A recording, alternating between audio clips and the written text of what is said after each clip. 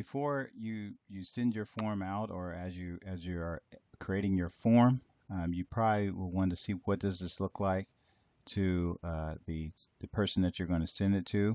And so you have this button here that says View Live Form.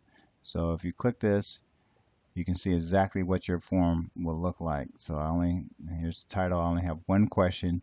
You notice that that question is required. If I try to submit it without answering the question, it's going to prompt me to answer this question here. This is a required question. So I'll go ahead and complete it. Hit submit. And it gives me the option to submit another response. So this is something that can be, you can toggle this on or toggle this off. I'll go back to my form. If I uncheck this box, show link to submit another response, then this will not appear. But this is handy in case you have like a line of people and you only have like one or two stations and they're completing something very quickly, and or you have a lot of like back-to-back responses that you have to submit. You probably want this checked in. So let's go back to the form, and you'll notice that across the top here, you'll see responses. The number of responses is 1. That's because I have completed this form. And if I do it again, let's see, submit another response. I'll do 12. Submit. All right. I'll go back, and you'll see that it has 2 responses now. Okay.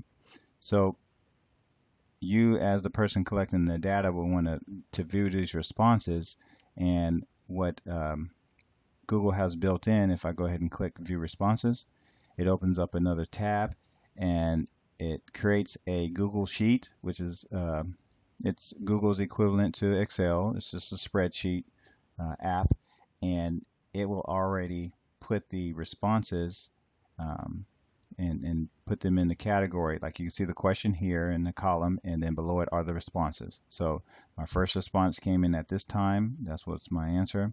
Second response this time, this was my answer. If I have multiple questions, each of these column headings or each of these columns would represent each question. Okay.